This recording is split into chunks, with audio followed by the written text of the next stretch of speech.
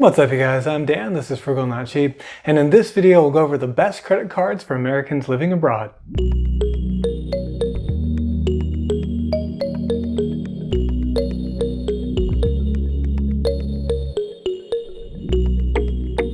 Hey guys, so in this video we're going to take a look at my top picks for expat credit cards, and we're going to be looking at three different categories.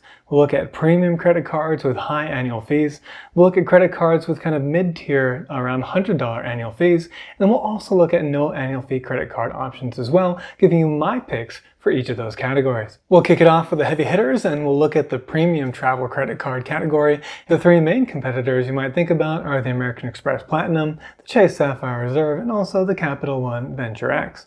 Now the interesting thing is these are all premium travel-oriented credit cards, but if you're actually living abroad, you're not really spending much time in the US, if at all, then a lot of the benefits for these cards really aren't any value to you. So looking at the American Express Platinum card, for instance, we've got a hefty fee of just under $900 a year. Now American Express says you can get over $3,000 up to $3,500 in value from various credits, but as we look at these, many of these are not going to be worth anything to us if we're not living in the US. We can take advantage of the global lounge connection, so Priority Pass and the Centurion Lounges and all that. That's really, really great. We can also take advantage of the two semi-annual $300 Fine Hotels collection hotel credits, so that's pretty useful as well. So we're getting pretty good value there, but not quite the $900. But $200 in Uber Cash is pretty hard to use if you're outside of the US, depending on your jurisdiction. Some markets, of course, your Uber is still operating, but we don't have it here in Thailand, where Grab has taken over the market. Same goes for that $120 Uber One credit. I find the $200 airline fee credit to be pretty useless, especially living abroad. Clear Plus is no use to me. Same thing for the $400 Resi credit, just no really international options available there. This is at US locations only. We could get some value from the digital entertainment credit, but the Lululemon credit is at US retail stores only. Walmart Plus, also no use living abroad. And same thing for the $100 at Saks as well. So I think you could kind of get close to break even with this card using some of those credits, but it's just not going to be really like a huge positive value unless you really want to use it. But really the main issue with this card is that acceptance of American Express abroad is much lower than in the US, and especially in places like Southeast Asia. Yes, at the big malls you can use it, but it's going to be a lot less use to you out there because the transaction fees, the network fees are so much higher for American Express, whereas Visa and MasterCard are widely available and used out here. Oops, I didn't mean to spend so much knocking this one out. We'll quickly knock out the Chase Sapphire Reserve here. Here we've got an $800 annual fee, essentially, and while the $300 annual travel credit is useful and easy to redeem, in order to take advantage of the $500 semi-annual credits for the edit, it's actually 2 rounds of $250 each. You've got to stay 2 nights at the same hotel, and then the edit listing of hotels, well, some people are saying that the pricing is not so great on the portal.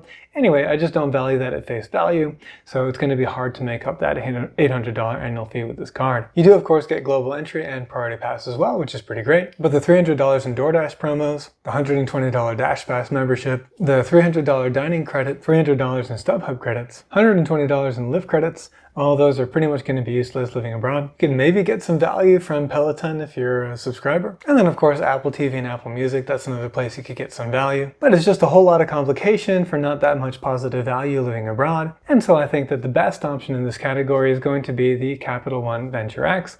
This has a much lower annual fee of just under $400, but you have a very easy to use $300 annual travel credit that makes up most of that. And then on your anniversary, you get another 10,000 points. That's $100 in value. So essentially they're paying you $5 to have the card. You do get that global entry, and you also get access to the excellent Capital One lounges. The one in DFW in particular is amazing, and then you also get Priority Pass on top of that. Unfortunately, it did get downgraded. You can't bring in guests, but for your individual membership, it is pretty great. And you can, of course, add an authorized user, pay $125, and that'll give them their Priority Pass as well. You can, of course, earn additional value through rewards points. You get 10% back on hotels and rental cars booked through the travel portal, 5% on flights, and 2% on everything else. So this card, despite all the changes happening with competitors, still remains my top pick for the premium travel card, especially for those that are living abroad like myself. Next, let's look at the mid-tier or the $100 annual fee category. I think the main contenders here are going to be the Venture Rewards,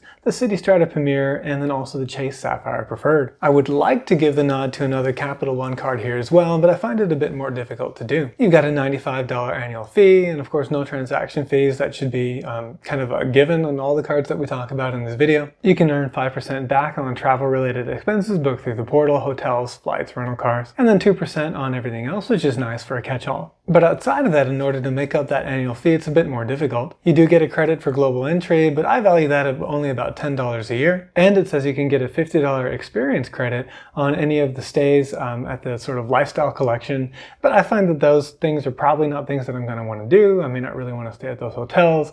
It kind of removes a lot of flexibility. And so I don't think that this is going to be the best card in this category. The runner-up for me is going to be the City Strata Premier. And I'd like to say that in some ways, this is the best card in the category, but there is a major caveat. So again, we have a $95 annual fee, but in this case, there's a $100 hotel credit that you can get annually. The only issue with it is that you have to have a single stay of $500 or more before taxes and fees and all that stuff. And I just don't tend to do that kind of travel. If you do, then I think this is kind of a no-brainer card.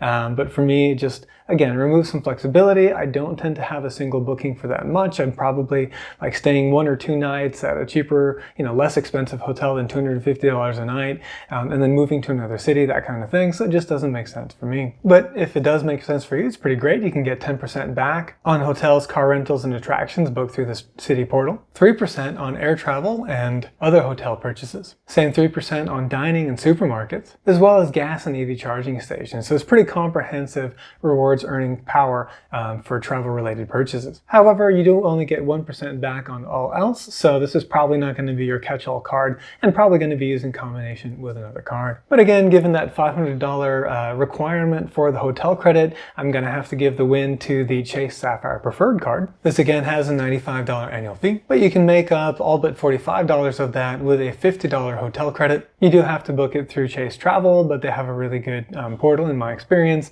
and you get that credit on your anniversary for the card. On top of that though, you can really earn quite a lot of points with this card. You get 5% back on all travel booked through the portal, 2% on travel booked outside the portal, still pretty good, 3% on dining, including delivery services, as well as 3% on online grocery. That does exclude Target and Walmart though, unfortunately. Also like wholesale clubs like BJ's and Sam's Club and Costco. But you also do get 3% back on streaming services. But again, just 1% on everything else, so you'll want to find another card to kind of soak that up. And when we look at the no annual fee cards in a moment, you can maybe get some good options for that. On top of all this points earning power, we also get a 10% bonus upon our anniversary, which is pretty sweet. This is a 10% bonus on all the purchases that you made the previous year. So if you spend 25 grand, you get 2,500 bonus points. So that's pretty awesome. Now, unfortunately, there are some credits here, just like the Sapphire Reserve, that aren't going to be useful to those of us living outside the US. There's some DoorDash, Lyft, and Peloton stuff here, but not a huge loss that we don't get that. But again, you've got a net annual fee of $45 after the credit. You do have to make up for that given the with the points and all that stuff. So again, there's a kind of a big asterisk on here that if you do those big hotel stays, I do still think the City Strata Premier is a better card, but this is a great one if that doesn't make sense for you. A lot of these cards, by the way, including the CSP, come with a lot of travel-related benefits. We've got trip cancellation and interruption insurance, baggage delay insurance, travel and emergency assistance, auto rental coverage, generally primary CTW, trip delay reimbursement, and here we also have some purchase-related protections as well. Okay, now last of all, let's look at the no annual fee category, and here I'm really just going to mention 2 cards that I think are the best fits. One is going to be the Fidelity Rewards Visa card, and the second is the Wells Fargo Autograph card. As you can see here, the Fidelity card is really good for a simple strategy. You get 2% cash back on everything. You actually get net positive value right off the bat because you get global entry, and you get that primary CTW as well on your auto rental, so that's a nice little travel related benefit. So it's a very very good card, but we can earn even more with a Wells Fargo autograph, which makes it my pick for this category. You can get 3% back on a number of things, including restaurants, travel, gas, transit, streaming services, and even your phone plan. So this is a really, really great way to earn 3% back on a lot of categories, no foreign transaction fee, no annual fee. I think it's an awesome card, but if you're thinking that you could easily just pair these two cards together, get 2% back on all the other stuff that's not the 3% category from Wells Fargo, perfectly good thinking. That's exactly what I'm thinking. So if I was going to do a no annual fee setup as an expat, that's probably what I would be doing. There are additional benefits for this really quite strong Wells Fargo autograph card. You get cell phone protection, you get that auto primary CDW on the rental car, travel and emergency assistance services are available, and same thing with roadside dispatch. So there you have it, guys. Those are my top 3 picks for different categories for credit cards for Americans living abroad. In the premium category, you've got the Capital One Venture X. For the mid-tier category, the Chase Sapphire Preferred, but with a big asterisk that if you do a $500 single hotel stay, I would get the City Strata Premier instead. And then finally, we've got the Wells Fargo Autograph, although we could easily pair that with the Fidelity Rewards card as well. Did I miss any credit cards that are out there? What do you have different thoughts than me? Let us know in the comments below. Hope you enjoyed today's video. If you did, please hit the like button and consider subscribing. Thank you very much for watching, and I'll see you in the next video.